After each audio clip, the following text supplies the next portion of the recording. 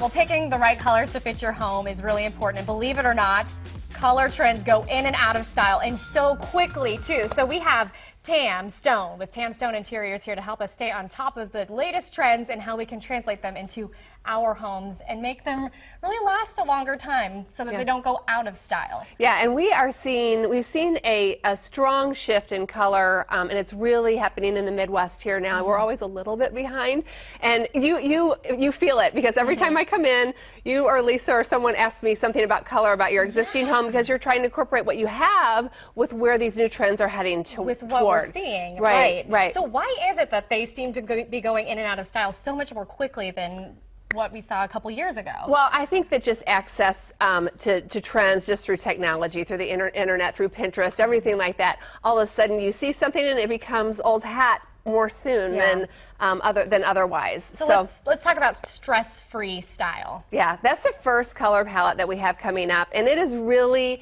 a response to our go, go, go pace of life.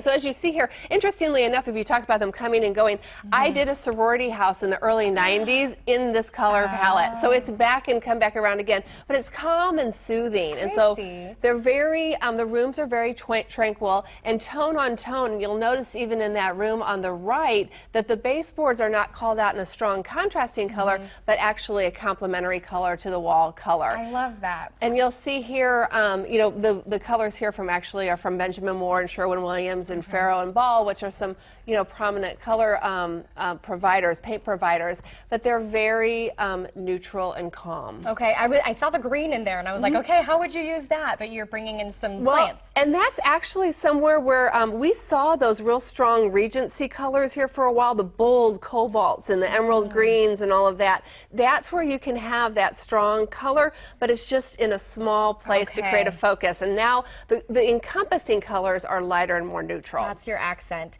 What about new age aesthetics? Okay. Looking toward the future here, right? Yeah. Now, we've talked about several times on the show how brass is in, right? Yes. And we're probably all faced here in the Midwest with all, you know, nickel, pewter, and chrome fixtures and cabinetry and cabinet hardware and everything like that. And what this does is it creates that cool undertone that you can be updated, get rid of some of those stronger colors that you had and maybe go for this navy and add that in, but you can still keep that cool undertone that you have in your home but look updated. And that navy would go well with the browns with some of the warmer tones too. Exactly. Modern merging.